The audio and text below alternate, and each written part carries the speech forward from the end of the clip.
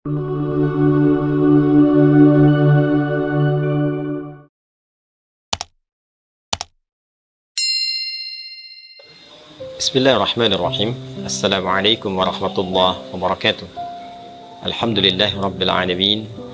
Wassalatu wassalamu ala rasulillahil karim, nabiyyina wa sayyidina Muhammadin al-amin wa ala alihi wa sahbihi ajma'in, wa ba'd. Saudara-saudariku, shaimin, shaimat dimanapun berada, alhamdulillah, seluruh curahan nikmat yang Allah anugerahkan kepada kita semua selaku hambanya sampai detik ini telah mengantarkan kita khususnya dalam perjalanan waktu ke 10 hari di penghujung Ramadan 1445 Hijrah. Nikmat yang istimewa, keberkahan yang begitu agung, tak terasa telah kita lewati setidaknya kurang lebih 20 hari berjalan selama Ramadan. Semoga Allah Subhanahu wa Ta'ala berkenan menerima seluruh amal ibadah yang telah kita tunaikan, mengabulkan doa-doa kita, mengampuni dosa-dosa yang pernah kita kerjakan, dan mengantarkan kita pada perubahan terbaik dalam berkehidupan. Teman-teman, di 10 hari terakhir Ramadan adalah puncak dari segala perjalanan ibadah kita di bulan mulia ini, sekaligus akan mengantarkan kita pada keistimewaan yang tidak biasa, pada keagungan yang begitu menggetarkan kepada jiwa, dan mendatangkan peluang yang begitu dahsyat yang boleh jadi tidak ditemukan di waktu-waktu lainnya.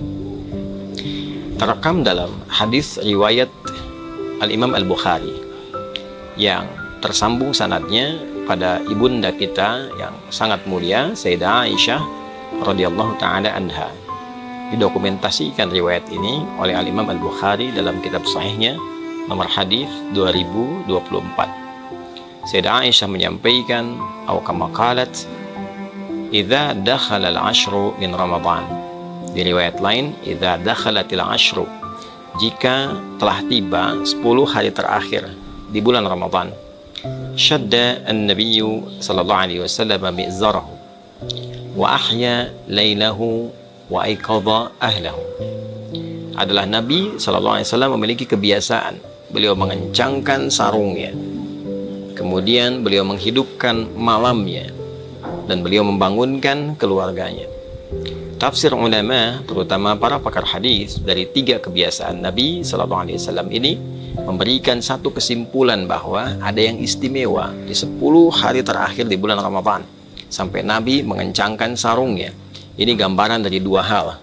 Yang pertama adalah mengencangkan sarung itu satu kinayah dalam bahasa Arab untuk menunjukkan menepikan pergaulan dengan istri dalam hal hubungan biologis, karena ada sesuatu yang sangat penting yang ingin diburu.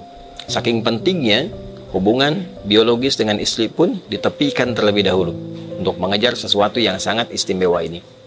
Ini juga menggambarkan bagian kedua, sesuatu yang disimbolkan dengan pengencangan sarung yang biasa digunakan untuk beraktivitas ibadah, menunjukkan peningkatan ibadah yang lebih dari sebelum-sebelumnya. Kuatkan lagi, kencangkan ikat pinggang, itu artinya kita menyiapkan sesuatu pada sesuatu yang penting, yang ingin kita tambah durasinya, tambah kualitasnya, tambah kuantitasnya.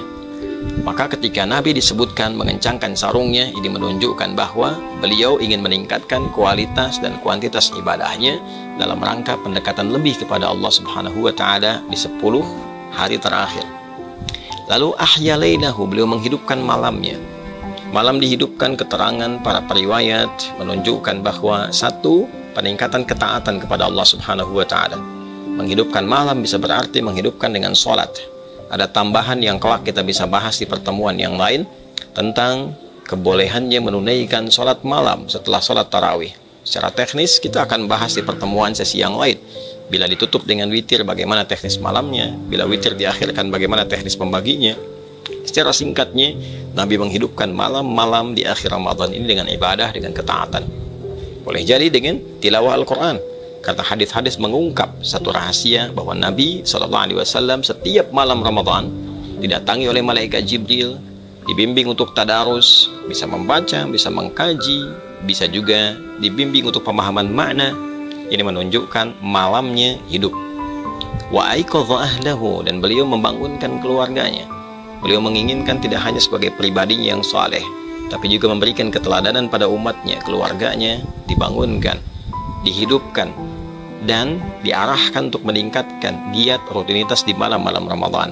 Para pakar merinci yang dimaksud membangunkan keluarga ini adalah mengarahkan mereka untuk meningkatkan sholat di malam-malam Ramadan.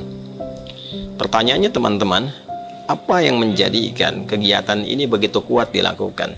Motivasi apa yang menjadikan Nabi SAW memberikan contoh langsung kepada kita dengan mempraktikkan hidupnya malam-malam 10 terakhir Ramadan, hidupnya hari-hari 10 terakhir Ramadan? Tiada lain, para ulama menyimpulkan bahwa terdapat keistimewaan yang kiranya belum tentu didapatkan di 10 hari pertama, 10 hari kedua di bulan suci Ramadan itu. Apa yang bisa diraih di 10 hari terakhir ini? Beberapa ulama merinci keterangan yang disambungkan pada riwayat-riwayat yang sahih dari Nabi SAW adalah yang pertama, peluang yang sangat besar untuk mendapatkan malam Al-Qadar. Malam Al-Qadar tentu kuasa Allah untuk menurunkannya. Bisa di awal Ramadan, pertengahan Ramadan, atau bahkan akhir Ramadan. Namun kebiasaan yang berlangsung pada kehidupan Nabi SAW, salah satu riwayat sering menunjukkan bahwa kedatangan malam Al-Qadar seringkali terjadi di akhir-akhir Ramadan, tepatnya di antara 10 malam-malam akhir Ramadan. Sehingga beberapa riwayat pernah menunjukkan, ada yang menyimpulkan pernah terjadi malam 27, ada yang menyimpulkan pernah terjadi malam 23, sehingga dari untaian riwayat ini ada yang bahkan memburu malam-malam ganjilnya. Sekalipun kuasa Allah bisa mendatangkan di malam genapnya, ganjil bisa, genap bisa. Artinya 10 malam terakhir Ramadan begitu istimewa. Saat seseorang mendapati malam Al-Qadar itu, artinya ia mendapatkan anugerah tak terkira. Semua kegiatan yang dikerjakan dalam bentuk ibadah dilipat gandakan sampai dengan lebih dari 1000 bulan. Bila 1000 bulan saja kita konversi, setidaknya ada 85 tahun, maka sekali baca Al-Quran, satu huruf nilainya sama dengan 85 tahun kita membacakan itu. Nun, baru nun saja dapat pahala baca nun selama lebih dari 85 tahun. Maka bagaimana dengan orang yang sholat sunnah? Bagaimana dengan orang yang istighfar? Bagaimana dengan orang yang berdoa? Kualitasnya semakin menjadi luar biasa. 10 malam terakhir adalah puncak dari pembuktian semua hasil ibadah kita di 10 hari pertama dan 10 hari kedua. Saya sering gambarkan, kalau orang sudah merasakan nikmatnya satu makanan, tentu dia akan berburu lebih kuat lagi tentang makanan itu. Kalaupun kita kasih contoh yang sederhana, 10 hari pertama diberi kerupuk, 10 hari kedua diberi kerupuk, begitu masuk 10 hari ketiga, bukankah kita sudah menunggu kerupuknya? Apalagi kalau menunya begitu lezat. Maka orang-orang yang menikmati 10 hari pertama, 10 hari kedua, dia akan semakin mengencangkan ikat pinggangnya untuk menghidupkan 10 hari terakhir, karena ini puncak Ramadan. Belum tentu bertemu dengan Ramadan di tahun yang akan datang. Karena itulah kemudian 10 hari terakhir ini adalah puncaknya kita berdoa. Optimalkan, boleh jadi itu menjadi puncak dari jawaban. Puncak kita bertobat, dan puncak kita menunjukkan kesungguhan kepada Allah saat sebagian orang-orang yang bahkan mengatakan beriman sedang disibukkan oleh urusan dunianya. Betapa sebagian sudah berpikir tentang mudik. Tidak salah, sah-sah saja. Dan boleh jadi kita berhusnudzan di perjalanan mereka mengisi dengan tilawah, mengisi dengan ibadah, alhamdulillah. Sebagian masih sibuk dengan berdagang, mengejar setoran, mengejar THR, mengejar pembagian, bahkan mengejar untuk target lebaran, berapa omset yang harus didapatkan. Di saat orang mengejar omset dunia, ada orang yang berpikir investasi mengejar omset akhirat. Maka dia tukar dunianya untuk mengejar akhiratnya, dan itu luar biasa. Pada saat itu bisa kita lakukan, maka rahmat Allah turun dengan lebih luas di situ. Pertaruhan antara akhirat kita yang meninggalkan sementara kegiatan dunia, atau kita tarik dunia menuju akhirat, itulah yang berpeluang besar menghadirkan rahmat Allah sehingga mampu membebaskan kita dari ancaman neraka. Itu sebabnya 10 hari terakhir sebagian ulama berkomentar bahwa ini potensi besar untuk membebaskan kita dari jeratan neraka. Itqum minan nar.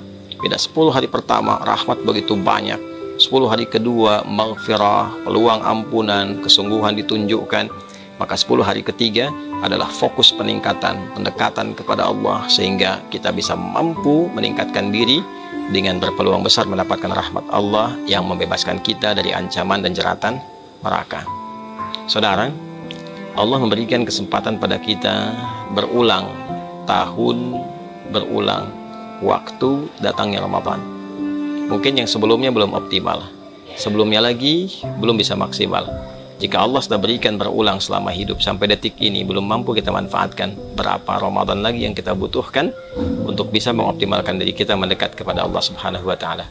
Semoga 10 hari terakhir ini kita mendapatkan keistimewaannya, kita meraih peluangnya, dapat malam Al-Qadar, dapat ampunan dari Allah, terkabul doa kita, dan diberikan oleh Allah kebahagiaan untuk kembali kepada fitrah, menyongsong Idul Fitri yang lebih baik untuk diri kita, keluarga kita, masyarakat kita, bangsa, negara kita, dan khususnya umat Islam di dunia ini dan kehidupan berperikemanusiaan dalam skala yang lebih luas. Rabbana taqabbal minna innaka antas sami'ul alim wa tub 'alaina innaka antat tawwabur rahim. Wa sallallahu ala sayyidina Muhammad wa ala alihi wa sahbihi ajma'in. Wa akhiru da'wana alhamdulillahi rabbil alamin. Adi Hidayat Mira. Assalamualaikum warahmatullahi wabarakatuh.